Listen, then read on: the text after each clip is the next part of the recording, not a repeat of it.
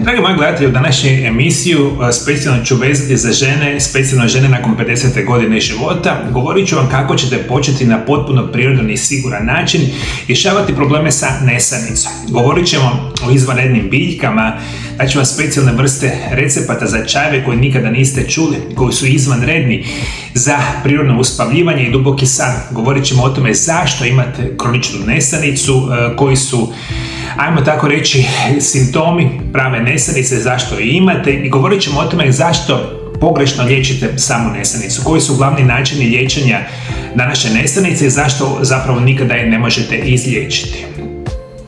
Svi znamo koliko je san važan za naše zdravlje. On nije samo odmor, već vrijeme kada se tijelo obnavlja i kada mišići popravljaju kosti, jača se imunitet, a mozak odmara i sortira sve informacije koje smo tijekom dana doživjeli. San je definitivno poput lijeka koji nam je Bog darovao svake noći. No nakon 50. godine života mnoge žene primjećuju da san više nije isti. Umjesto dubokog i mirnog sna dolazi do buđenja usred noći, teškoća sa spavanjem i osjećaja težine ujutro, kao da noć nije donijela nikakav odmor. A što se događa? Glavni razlog su hormonske promjene u menopauzi. Estrogen i progesteron, dva ključna hormona ženinog tijela, naglo se smanjuju. A upravo oni pomažu u regulaciji raspoloženja, smanjuju tijelo i olakšavaju duboki san. A kada njih nema, dolazi do nesanice. Uz hormone tu su i drugi faktori. To su bolovi u leđima, zglobovima, stres tjeskoba, usporeni metabolizam, noćno znojenje i valunsi, te osjećaj brige zbog svakodnevnih obaveza, zbog bilo kojih stresova tijekom jednog dana. I to je sasvim logično, jednostavno. Ja mislim da sve žene, ako jeste, molim vas dole ispod video zapisa pišite i komentirajte koliko se vaš san promijenio, specijalno kada ste prešli nakon 50. godine života. A vama kvalitetan i duboki san itekako treba i to ćemo gledati da to rješavamo na potpuno prirodan i siguran način. Međutim, što mi danas trebamo znati o samoj nesanici? Statistike pokazuju da više od 60% žena nakon 50. godine pati od nesanice. To znači da gotovo svaka treća u Europi žena ima gotovo nesanicu svaku noć i vodi bitku sa ovim velikim problemom. I kako medicina danas liječi nesanicu? Kad se žena požali liječniku da ne spava dobro, najčešće se poseže za tabletama za spavanje. To su takozvani hipnotici i sedativi. Oni se nazivaju benzodiazepini, kao što su diazepam i lorazepam, lijekovi poput zolpinida, zolpciona, antihistaminici koji imaju sedativni učinak. I na prvi pogled čini se da ti lijekovi pomažu, zaspijete brže, a noć prolazi mirnije. Međutim, problem nastaje, naravno, moji dragi gledatelji, kada uzimate ove takozvane lijekove za smirenje, za nesanicu na dugi vremenski period. Vi ako ćete nekakav lijek za nesanicu popiti ovaj kemijski u par dana, on vam nikako ne može naškoditi. Međutim, problemi dolaze kada vi ove kemijske lijekove za spavanje, za stres i depresiju uzimate tjednima, mjesecima i godinama. I tu morate biti sasvim sigurni da vi rapidno pogoršavate vaše zdravlje, jer svaki od tih kemijskih lijekova imaju nuspojave. Koje su moguće nuspojave ovih vrsta lijekova? Prije svega će biti ovisnost. Što dulje ih pijete, to vam treba veća doza. Apsolutno ćete imati slabiju kvalitetu sna, jer tijelo ne ulazi u duboke faze sna, nego ostaje na površnom odmoru. Imaćete pospanost tijekom dana. Imaćete osjećaj kao da ste stalno pod maglom. Imaćete povećani rizik od padova, osobito kod žena koje su starije. I možete često se dovesti do prijeloma kuka ili kralježnice. Ovi lijekovi opterećuju jetru i bubreke i dugotrajna upotreba upravo ovo radi.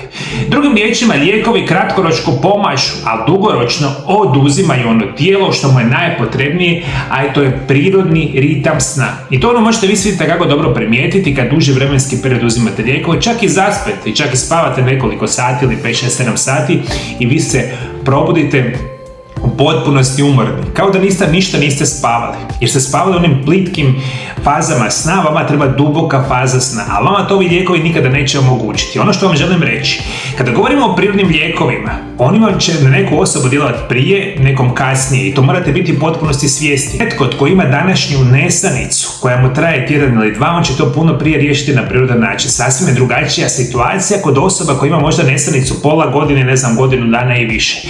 To je potpunosti jednako, ali to nemate razmišljati previše o tome, nego razmišljate ne kad će vam biti nesanica riješena, nego sa zdravim načinom života i prirodnim lijekovima kako ćete to super riješiti. Danas ću vam nešto govoriti. Zašto prirodni pristup mijenja sve? Naše tijelo je stvoreno da živi u skladu sa prirodom.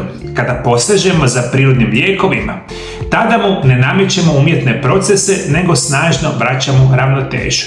Prehrana i biljni lijekovi pomažu da tijelo samo popravi i uspostavi ravnotežu hormona, živčanog sustava i cirkadijskog ritma. Osim toga, prirodna liječenja ne samo da poboljšavaju san, nego jačaju cijelo tijelo.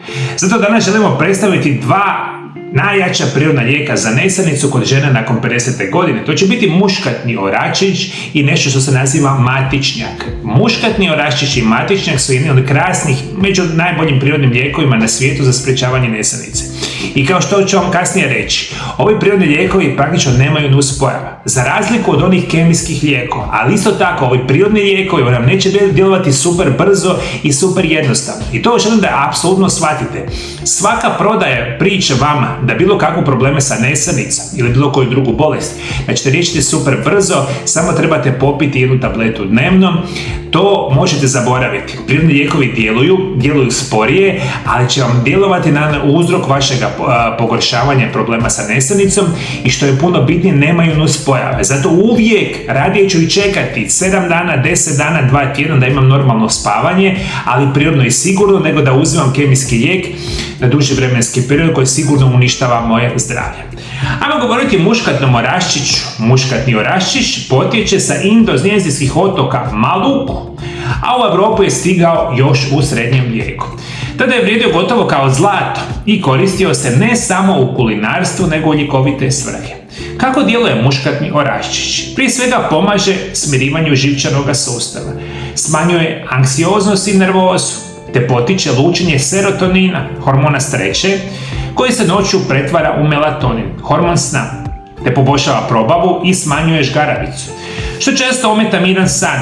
Kako ćete uzimati muškatni oraščić? Prije svega možete ga uzimati u kapsulama 200 do 400 mg standardiziranog ekstrakta navečer prije spavanja. U prahu do 1/4 žlice dnevno, najbolje u toplom napitku. I ono što ću vam preporučiti, to je super jednostavno. Kupite muškatni oraščić u prahu. Uzmite 1/4 male žličice i taj muškatni oraščić dodajte recimo u 100 ili 200 ml organskog biljnog mlijeka. To može biti rižino mlijeko, može biti bademo, može biti kokosovo mlijeko. Unutra stavite i zagrijete malo na nekakvu ugodnu temperaturu vama za piti biljno mlijeko sa muškatnim oraščićem. Miješajte par minuta, neka se sjedini muškatni oraščić sa mlijekom i skinite sa vatre. I ostavite možda par minuta da se ta tekućina sada fino malo ohladi, no unutra možete dodati jednu malu žlicu meda. I unutra imate biljno mlijeko, imate muškatni oraščić i malo meda. To promiješate, popijete prije spavanja, recimo sat i pol vremena prije spavanja, i to je izvanredan način uspavljivanja sa muškatnim oraščićem, ili uzmite opciju, možete popiti kapsulu prije spavanja, super vam može pomoći. Druga moja preporuka je apsolutno matičnjak. Matičnjak je biljka iz porodice metvice, a raste diljem Europe i Mediterana. Još su ga stari Grci koristili za smirenje srca i uma. A njegovo ime Melisa znači pčela, jer cvjetovi ove biljke privlače pčele i proizvode med posebne kvalitete. Kada uzimate matičnjak, definitivno smanjujete napetost, tjeskobu, čak i ubrzani rad srca. Matičnjak pomaže u balansiranju hormona i ublažava simptome menopauze, potiče prirodni san bez nuspojava, te poboljšava probavu i smanjuje grčeve u želucu, koji često ometaju san.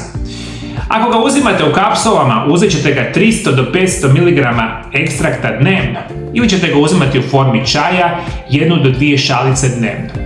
Recept za čaj od matičnjaka: uzmite 1 žlicu suhih listova matičnjaka i ulite u 250 ml kipuće vode. Samo vam treba listovi od matičnjaka, njega možete kupiti u formi čaja, 250 ml kipuće vode stavite u posudu, prekrijte i držite 10 minuta. Nakon 10 minuta čaj procjedite, malo ga ohladite, dodate malo meda unutra, popijete. Matičak je genijalan. Kod problema sa nesanicom ili generalno sa stresom, pijete ga jednom ujutro, jedan navečer. I to možete raditi recimo 10 do 14 dana zaredom i onda nakon toga napravite 10 do 14 dana pauzu. Nikad ne treba pretjerivati u ničemu, tako ni u prirodnim lijekovima, ali ja duboko vjerujem, ako uzimate matičak prije spavanja, da ćete već u roku 7 do 10 dana puno bolje i kvalitetnije spavati. Iako uzmete recimo matičak jedno vrijeme, situacija se recimo poboljšala i onda želite probati sa muškatnim orašićem, to možete napraviti. Samo u intervalima, sa pauzama, rekao sam imate i opcije, čak i dodataka prehrani, šta god vam srce želi. Ovo je jedan od onih prirodnih, krasnih načina za smanjivanje rizika od nesanice. Jedno budete sigurni kada uzimate ove prirodne lijekove da ćete sporije rješavati nesanicu, ali i 100% sigurnije, što vama itekako treba. Ono što mogu reći, kemijski lijekovi za spavanje donose brza rješenja, ali sa velikom cijenom, ovisnošću, nuspojavama i slabljenjem tijela. Prirodni lijekovi poput muškatnog orašića i matičnjaka djeluju nježnije i sporije, ali dugoročno jačaju tijelo i vraćaju normalnu ravnotežu sna, što vam itekako želim. Ovi prirodni lijekovi pomažu mojim pacijentima, znanstveno su dokazani, molim vas koristite ih kao prirodne opcije liječenja same nesanice. Za kraj mislim, ja htio pročitati, moji dragi gledatelji, jedan dio iz same Biblije. Jednu jako interesantnu stvar, čitat ćemo Evanđelje po Mateju, nešto što se naziva moć molitve. Kaže Isus, molite se i daće vam se, tražite i naći ćete, kucajte i otvorit će vam se. Jer svaki koji moli prima, tko traži nalazi. I tko kuca otvara mu se. Ili ima li tko među vama, ko bi svome sinu, ako bi ga zamolio kruha, pružio kamen? Ili ako bi ga zamolio za ribu, pružio mu zmiju? Dakle, ako vi, premda ste zli, možete davati djeci svoje dobre darove, koliko će više Otac vaš nebeski dati dobra onima koji ga mole. Ovaj tekst nas uči da Bog uvijek daje ono što je za nas najbolje. Ako molimo za miran san i zdravlje, Bog će nam dati, neće dati kamen umjesto kruha. On nam daje ono što nas liječi i obnavlja. Kao što muškatni orašić i matičnjak prinosno donose mir, tako molitva smiruje srce i otvara vrata onome koje je najpotrebnije. Kada spojimo prirodne lijekove, pravilnu prehranu i molitvu, tada naš san postaje miran, dubok i iscjeljujući. I ja vam stvarno kažem, moji dragi gledatelji, veliku utjehu ćete naći u Svetome pismu. Nažalost, mi živimo u vremenima kada ljudi ne čitaju Sveto pismo, ja ne znam gdje smo mi danas došli kada su većina osoba koji vjeruju u Boga, u Isusa, u katoličku vjeru, došli do toga da praktično niko je ne prakticira. Ja bih vam rekao, kada počnete čitati Bibliju, evo preporučit ću vam, uzmite ove napitke i uzmite pola sata prije spavanja čitate Bibliju. Ja vam garantiram da ćete puno prije se uspavati. Nemojte gledati mobitele, gledati sve one silne stresove na telefonima, slično. Pokušajte odvojiti 30 minuta prije spavanja samo za sebe. Napravite nekakvu molitvu koju god želite, čitajte Sveto pismo, prije toga popijete čaj od recimo matičnjaka ili napitak od muškatnog orašića i vidjet ćete kako će vaš san biti puno bolji. Moji dragi gledatelji, nazovite +385 98 91 79 200. Nazovite moju ordinaciju ukoliko ste slučajno jedna od onih osoba koji želite vaše bolesti liječiti na potpuno prirodan i siguran način. Ukoliko vam je dosta kemijskih sintetskih lijekova, ukoliko ste teško bolesni i želite se dati šansu prvi puta u životu sa detaljnim uputama o nutricionizmu i ciljanim prirodnim lijekovima za vaše bolesti, nazovite moju ordinaciju i možete doći u moju praksu na liječenje ili možete omogućiti opciju sami sebi telefonskim konzultacijama. Ja vam konzultiram pacijente jako dugo vremena iz cijeloga svijeta i mogu za sve vas napraviti poseban program prirodnog liječenja i nutricionizma koji će dati šansu liječenja vaših bolesti prirodno, sigurno, bez nuspojava. I što je bitno za reći, ovi prirodni lijekovi i prehrana će djelovati na uzrok bolesti i koji će vam dati šansu da se jednog dana u potpunosti oporavite od vaše bolesti i oboljenja ili minimalno da budete u izvanrednom stanju. Ovi programi neće vam super brzo riješiti problem, a svi koji vam govore da super brzo ćete riješiti svaku bolest, molim vas, nemojte vjerovati. Međutim, oni koji želite nešto drugo napraviti u svom životu, želite dati drugu šansu nečemu drugome, a to je zdrav način života, prirodni lijekovi, nazovite moju praksu, dogovorite konsultacije ili naravno liječenje u mojoj praksi. Moji dragi gledatelji, Bog vas blagoslovio, Bog blagoslovio vašu obitelj, vidimo se drugi puta. Lijepi pozdrav!